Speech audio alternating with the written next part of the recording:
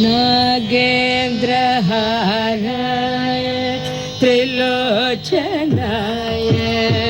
भस्माङ्गरागाय महेश्वराय नागेन्द्रहाराय त्रिलोचनाय भस्माङ्गरागाय महेश्वराय नित्याय शुद्धाय दिगम्बराय तस्मै नकाराय नमः शिवाय मन्दाकिनीशलिल चन्दनचर्चिताय नन्दीश्वर प्रमथनाथ महेश्वराय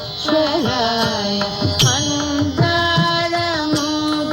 बहु पुष्पसुपूजिताय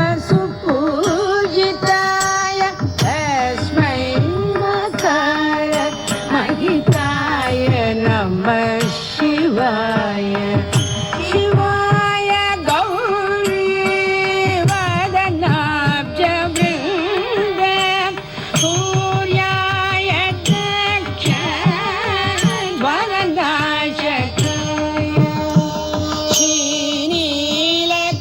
श्रीनीलकण्ठाय वृषध्वजाय तस्मै शिखराय नमः शिवाय वसिष्ठकुम्भोद्भवगौतमाय मुनीन्द्रदेवार्चितशेखराय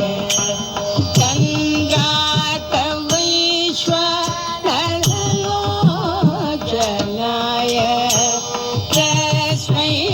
वकाराय नमः शिवाय यक्षस्वरूपाय जटाधराय पिनाकहस्ताय सनातनाय दिव्याय देवाय दिगम्बराय तस्मै यकाराय नमः शिवाय